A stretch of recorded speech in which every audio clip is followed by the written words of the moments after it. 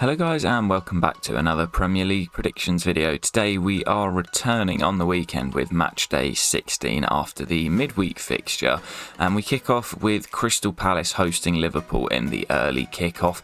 Jurgen Klopp's favourite kickoff time, as we all know, but despite Klopp always moaning, I have gone for Liverpool to win this by 3-0. I think the Palace have been pretty poor over the last month or so, and I think Liverpool will have too much quality for them.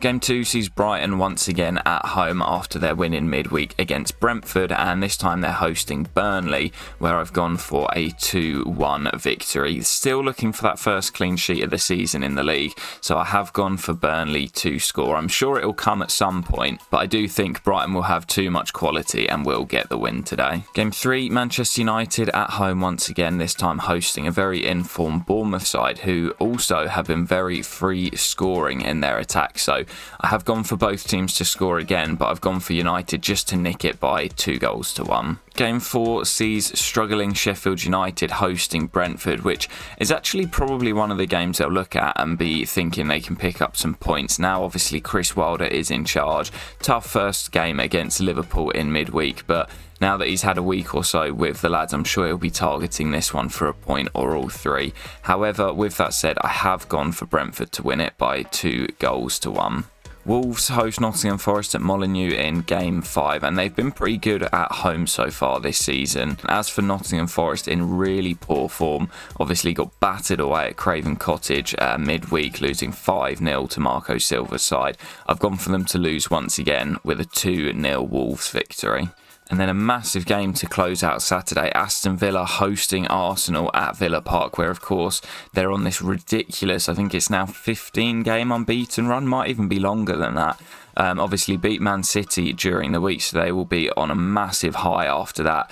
They now face league leaders Arsenal, and surprisingly I've gone for Villa to win it. They've been on such a good run at home, and I honestly feel like Emery's got that squad feeling like they can beat anyone at the moment. They nearly got a great result against Arsenal last year at Villa Park, and I think they've massively improved since then, so I've gone for them to win once again. And then heading into Sunday's games, we kick off with Everton against Chelsea. I was so unsure, I was umming and ahhing on this one for so long.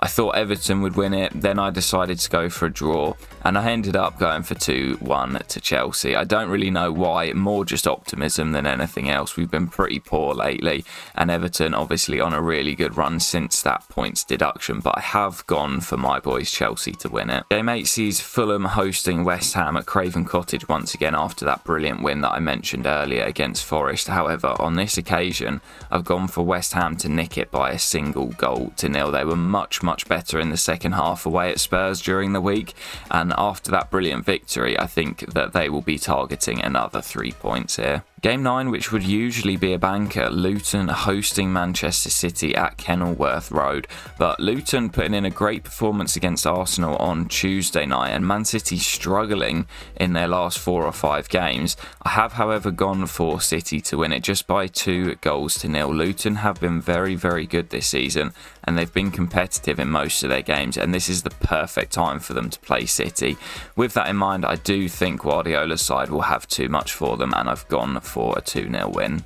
And then the final part of Super Sunday sees Tottenham hosting Newcastle at the Tottenham Hotspur Stadium, where I've gone for a 2-1 victory for Spurs. Both sides are pretty out of form at the moment. Obviously Newcastle got battered away at Goodison during the week, and they do look very fatigued at the moment. That lack of squad depth with all the injuries is starting to catch up with them, and I thought Tottenham were good against West Ham in the majority, but of course they ended up losing that game by 2-1. But on this occasion I have gone for them to return to winning ways here. And our Joker game this week, despite me saying it's a great time to play Man City, is Guardiola's side to beat Luton by 2-0. I just think their quality will shine through. Luton, as I say, have been good in most of their games this season, but I think they will really struggle against Guardiola's side. So time to head over to the predictions website and we'll check out how we did during midweek. So here we are on the predictions website, and as you can see, we have started to slowly drop down the league table. It's still very tight. We're only a point off 4th,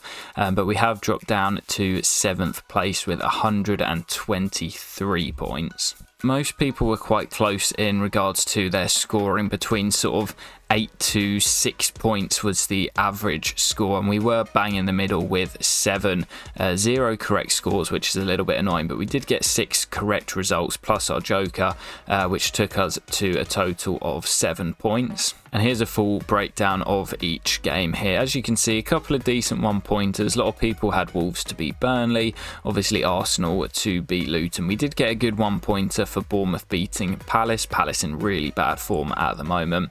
Another for Fulham beating Forest. Of course, nobody had 5-0. Annoyingly, our joker, which we had as Liverpool 3-0, finished as 2-0, and there were a couple of 6-point jokers in there. I did also have Man United to beat Chelsea on Wednesday night, but unfortunately no points scored on Thursday.